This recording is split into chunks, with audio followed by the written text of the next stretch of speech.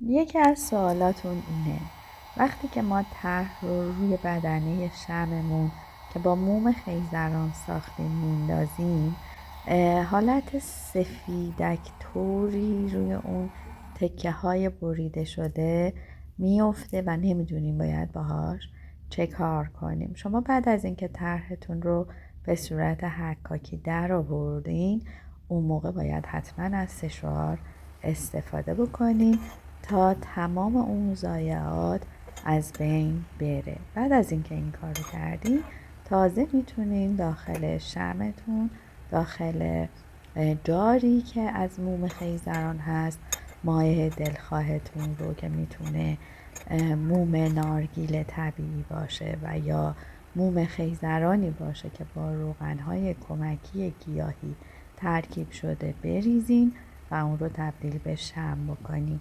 اگر هم که کلن شمعتون آماده است و روی بدنش طرح رو میندازین که میتونین بعد از اینکه کارتون تموم شد سشوار خیلی ملایم روش بگیرین و بعد دیگه تمام و برین سر وقت رایحه گیاهی زدن.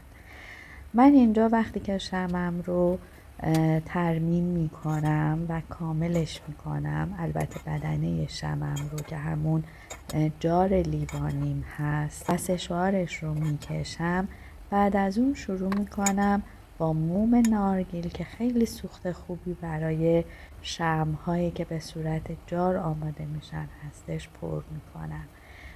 وقتی که قطرات موم نارگیلم روی بدنه شمعم میریزه، همون موقع اون رو ترمیم میکنم و پرداخت رو انجام میدم.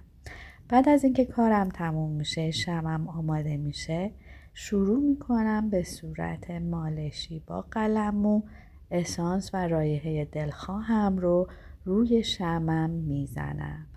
برای این موضوع خیلی سوال پرسیدیم که ما موم‌های گیاهی رو چجور میتونیم آغشته به رایحه بکنیم. موم‌های گیاهی قدرت جذب بالایی دارند، به خاطر همین بعد از اتمام کارمون ما شمع‌ها رو آغشته به رایحه میکنیم. کم کم رایحه جذب شمع و جذب موممون میشه و بعد اون موقع میتونیم از پراکندگی بو استفاده کنیم.